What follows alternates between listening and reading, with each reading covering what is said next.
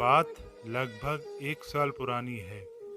मिश्रा जी के लड़के के शादी के सिलसिले में मैं देहरादून गया था। मिश्रा जी और मेरा कॉलेज के दिनों का याराना था। कॉलेज के दिनों से हम सभी दोस्त राजीव को मिश्रा जी कहकर बुलाते थे। हालांकि समय के साथ सभी दोस्त तो जिंदगी की भागदौड़ में पता नहीं कहाँ छूट गए, लेकिन मिश्रा जी और मेरा याराना अभी तक जिंदा था। खैर, सुबह की फ़्लाइट पकड़कर मैं देहरादून पहुंचा। मिश्रा जी ने मुझे बताया कि वे मुझे लेने एयरपोर्ट ही आ रहे हैं। मैंने मेरे लिए इस तरह परेशान होने पर उनको मना किया, लेकिन बात ना मानना तो मिश्रा जी की पुरानी आदत थी। सुबह लगभग 9:30 बजे मैं देहरादून पहुंचा। मिश्रा जी मुझे रिसेप्शन पर कॉफ़ी पीते हुए दिख गए।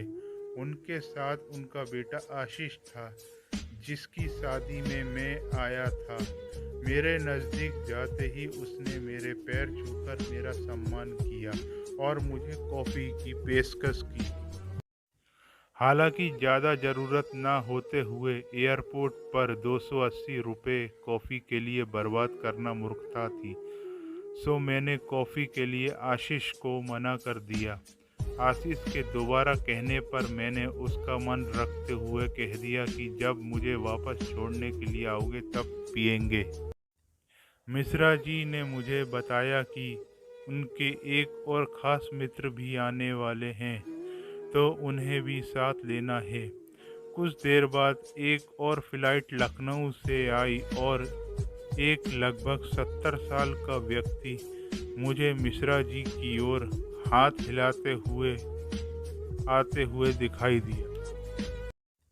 मिश्रा जी ने मुझे बताया कि उनके एक और ख़ास मित्र भी आने वाले हैं, तो उन्हें भी साथ लेना है।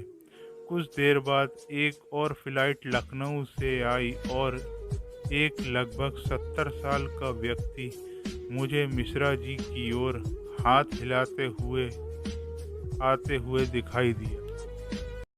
लेकिन रिसेप्शन के पास आते आते अचानक उनकी तबीयत बिगड़ गई। हम तुरंत उन्हें नज़दीक के एक अस्पताल में ले गए। डॉक्टर ने बताया कि सफ़र में थकावट के कारण थोड़ी सी तबीयत खराब हो गई है। परेशानी की बात नहीं, बस थोड़ा सा आराम की ज़रूरत है। महिला पैसे न होने का कहकर कंपाउंडर से दवाइयों के लिए विनती कर रही थी। तभी मैंने आशीष से कहा, अब मुझे कॉफ़ी पीने के लिए मन हो रहा है।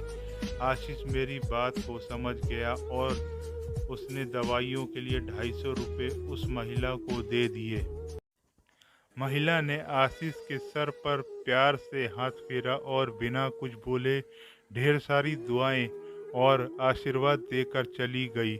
आशीष और मैंने उस दिन जिंदगी का एक नया पाठ सीख लिया